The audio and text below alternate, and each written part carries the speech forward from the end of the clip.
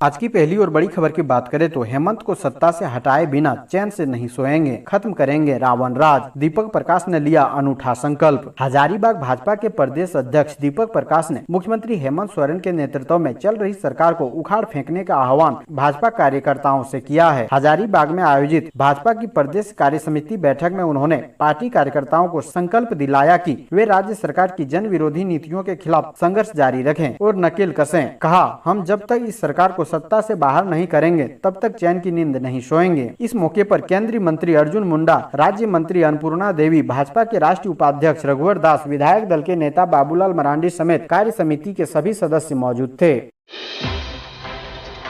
अगली बड़ी खबर की बात करें तो झारखंड के 125 हाई स्कूल +2 स्कूल में अपग्रेड, अब होगी शिक्षकों की नियुक्ति। झारखंड के 125 उत्क्रमित हाई स्कूलों को +2 स्कूल में अपग्रेड कर दिया गया है। इससे राज्य में इंटरमीडिएट में 48,000 सीटें बढ़ जाएगी। इधर मैट्रिक का रिजल्ट जून अंत तक जारी होने की संभावना है। ऐसे में जुलाई से इन विद्यालयों में नामांकन की प्रक्रिया भी शुरू हो जाएगी। उत्क्रमित हाई स्कूल से +2 हाई स्कूल में अपग्रेड करने के बाद इन विद्यालयों में साइंस, आर्ट्स और कॉमर्स तीनों स्ट्रीम की पढ़ाई होगी।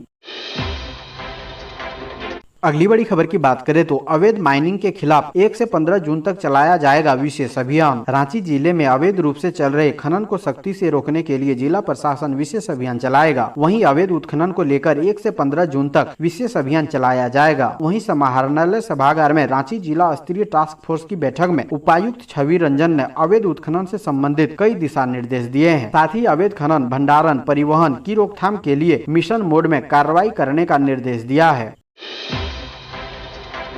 अगली बड़ी खबर की बात करें तो झारखंड में 2024 तक हर घर में नल से जल पहुंचाने में जुटी सरकार। अब तक 965 गांवों तक पहुंच चुका है पेयजल। जल जीवन मिशन के तहत झारखंड के ग्रामीण क्षेत्रों में साल 2024 तक नल से जल उपलब्ध कराने का लक्ष्य निर्धारित है। इस योजना के तहत ग्रामीण क्षेत्रों के हर घर को नल से कनेक्ट करना है। निर्धारित लक्ष्य के अनुरूप राज्य सरकार की ओर से जल जीवन मिशन के तहत वर्ष 2024 के अंत तक 59,23,320 ग्रामीण परिवारों को नल कनेक्शन उपलब्ध कराना है। जल जीवन मिशन योजना के तहत 25 मई तक 11,82,692 ग्रामीण परिवारों को नल से जल उपलब्ध करा दिया गया है। वहीं राज्य के 29,657 गाँवों में से 965 गाँवों में प्रत्येक घरों में पेयजल पहुंच चुका है। इतना ही नहीं, 12,083 गाँव में योजना पर काम चल रहा है। वहीं 16,708 गाँवों के लिए योजना की स्वीकृति दे दी गई है और शीघ्र काम शुरू होने की संभावना है।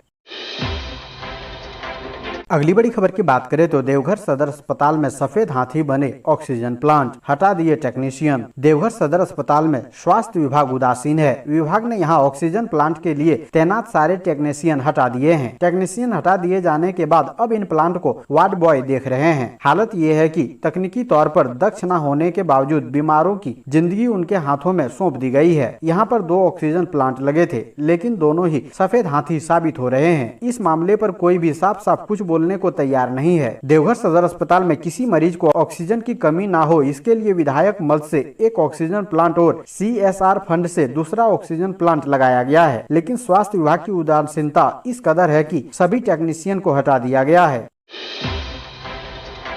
अगली बड़ी खबर की बात करें तो राशन कार्ड धारक हो जाएं सावधान, अब नहीं मिलेगा मुफ्त में गेहूं। केंद्र सरकार ने दिया बड़ा झटका। सरकार की तरफ से राशन कार्ड धारकों को मिलने वाली फ्री गेहूं और चावल पर बड़ा फैसला लेते हुए बदलाव किया गया है। केंद्र सरकार की तरफ से किए गए इस बदलाव के बाद करोड़ों राशन कार्ड धारकों को 1 जून से फ्री गेहूं मिलना बंद हो जाएगा। दरअसल केंद्र सरकार की तरफ से राज्यों को PM गरीब कल्याण अन्न योजना के तहत गेहूँ और चावल दिया जाता है। केंद्र से मिलने वाले राशन को राज्य राशन कार्ड धारकों में बांटते हैं। इसके तहत पात्र राशन कार्ड धारक को 3 किलो गेहूं और 2 किलो चावल दिया जाता है। मोदी सरकार ने गेहूं की कम खरीद के कारण गरीब कल्याण अन्न योजना के तहत मई से सितंबर तक आवंटित होने वाले गेहूं के कोटे को घटा दिया है। इस बदलाव के बाद 3 राज्यों यूपी, बिहार और केरल को गेहूं का कोटा नहीं मिलेगा। इसके अलावा दिल्ली, गुजरात, झारखंड, MP, महाराष्ट्र, उत्तराखंड और पश्चिम बंगाल के गेहूं के कोटे में भी कमी की गई है।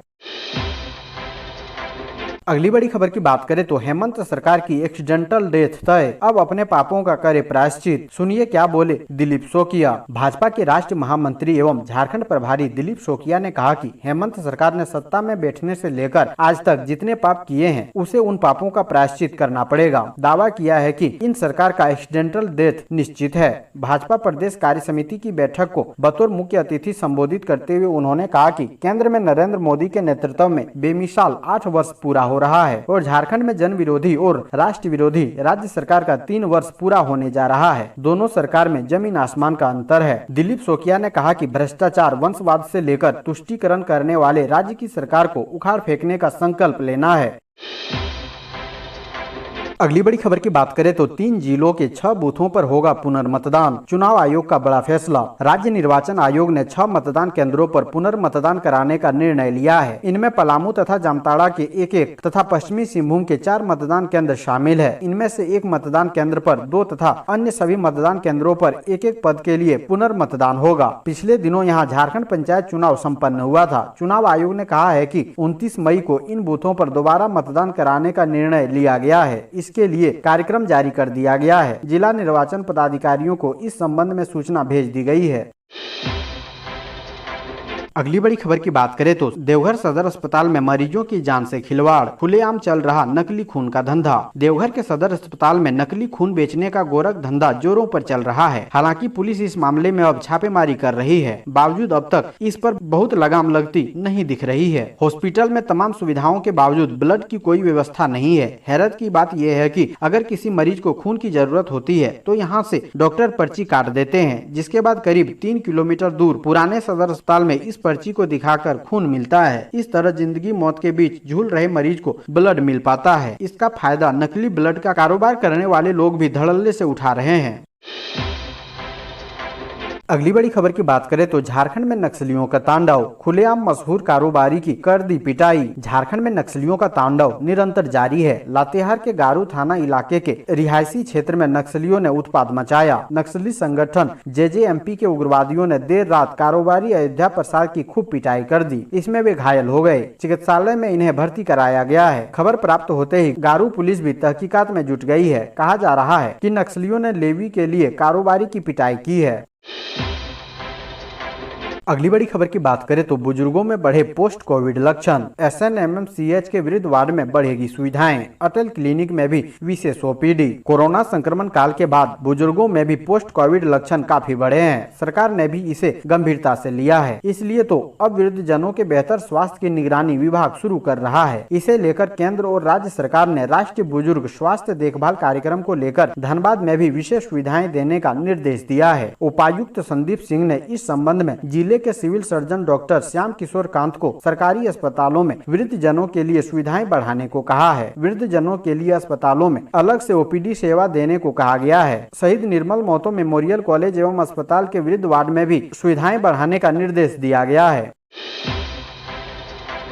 अगली बड़ी खबर की बात करें तो मंकी पॉक्स को लेकर कोल्हान के तीनों जिलों के अस्पतालों में अलर्ट जारी। इसके लक्षण ऐसे पहचाने। मंकी पॉक्स को लेकर कोल्हान के तीनों जिलों पूर्वी सिंहभूम, पश्चिमी सिंहभूम, सरायकेला के सभी अस्पतालों में शनिवार को अलर्ट जारी किया गया। मंकी पॉक्स के लक्षण मिलने पर मरीजों को अलग वार्ड में भर्ती करने के निर्देश दिए गए हैं। पश्चिमी सिंहभूम जिला के सिविल सर्जन डॉक्टर बुका उराव ने बताया कि पड़ोसी देश पाकिस्तान समेत यूरोप, अमेरिका, कनाडा, UK आदि देशों में कोरोना वायरस के बाद मंकी पॉक्स वायरस संक्रमण फैला रहा है। इसको देखते हुए झारखंड सरकार ने एडवाइजरी जारी की है। उसी के अनुसार हम लोगों ने पश्चिमी सिंहभूम जिला में स्थित सभी सरकारी व गैर सरकारी अस्पतालों को मंकी पॉक्स के प्रति सतर्कता बरतने के संबंध में शनिवार को पत्र जारी किया है। मंकी पॉक्स वायरस आंख, नाक, मुंह के जरिए शरीर में दाखिल होता है। संक्रमित जानवरों को काटने पर भी यह संक्रमण हो सकता है। इसका अभी कोई समुचित इलाज नहीं है, किंतु इस रोग में लक्षणगत इलाज किया जाता है। बीमारी हल्की होती है और ज्यादातर लोग 2 से 4 सप्ताह में ठीक हो जाते हैं।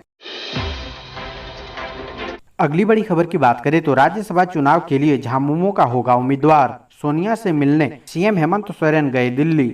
मुख्यमंत्री हेमंत सोरेन के आवास पर केंद्रीय अध्यक्ष शिबू सोरेन की अध्यक्षता में हुई बैठक में राज्यसभा चुनाव को लेकर बात हुई, जिसके बाद झामुमो ने साफ कर दिया है कि उम्मीदवार उन्हीं का होगा। राज्यसभा उम्मीदवार के नाम की घोषणा के लिए शिबू सोरेन अधिकृत किया गया है। माना जा रहा है कि झामुमो के इस फैसले से कांग्रेस को झटका लग सकता है। कहा जा रहा है कि झामुमो ने जो फैसला लिया है उसकी जानकारी सोनिया गांधी को खुद मुख्यमंत्री हेमंत सोरेन दिल्ली जाकर देंगे। झामुमो के फॉर्मूले के तहत राज्यसभा में झामुमो का उम्मीदवार होगा। उसके बदले में झामुमो मांडर उपचुनाव में कांग्रेस का समर्थन करेगी।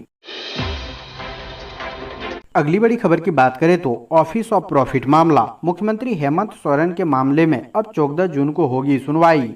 भारत निर्वाचन आयोग ने मुख्यमंत्री हेमंत सोरेन से जुड़े ऑफिस ऑफ प्रॉफिट मामले में अब 14 जून को सुनवाई करने का आदेश दिया है। भारत निर्वाचन आयोग ने पहले इस मामले में 31 मई को सीएम हेमंत सोरेन को पक्ष रखने को कहा था, लेकिन मुख्यमंत्री हेमंत सोरेन द्वारा 31 मई को उपस्थित होने में असमर्थता व्यक्त करते हुए समय की मांग की गई थी, जिसके बाद आयोग ने नई तारीख 14 जून निर्धारित की है। अगली बड़ी खबर की बात करें तो इंडिगो पर लगा 5 लाख का जुर्माना। रांची एयरपोर्ट पर दिव्यांग बच्चे को फ्लाइट से सफर की नहीं दी थी इजाजत। बिरसा मुंडा एयरपोर्ट रांची पर दिव्यांग बच्चों को फ्लाइट में नहीं बैठने देने के मामले में डीजीसीए ने इंडिगो पर 5 लाख का जुर्माना लगाया है। इसके साथ ही इंडिगो को कारण बताओ नोटिस भी जारी किया गया है। इंडिगो ने 7 मई को रांची एयरपोर्ट पर एक दिव्यांग बच्चे को उस वक्त फ्लाइट पर चढ़ने से रोक दिया जब वह थोड़ा घबराया हुआ और अशांत था। दिव्यांग बच्चे को फ्लाइट में नहीं बैठने देने के बाद एक वीडियो वायरल हुआ जिसमें बच्चे के माता पिता परेशान दिख रहे थे। इस मामले के तूल पकड़ने के बाद इस मामले में नागरिक उड्डयन मंत्री ज्योतिरादित्य सिंधिया ने इस पर संज्ञान लिया और ट्वीट के जरिए कहा कि ऐसे रवैये के लिए 0 टॉलरेंस है। किसी भी इंसान को इससे नहीं गुजरना चाहिए। मामले की खुद जांच कर रहा हूं, जिसके बाद उचित कार्रवाई की जाएगी। इस मामले में डीजीसीए ने भी इंडिगो से रिपोर्ट मांगी थी।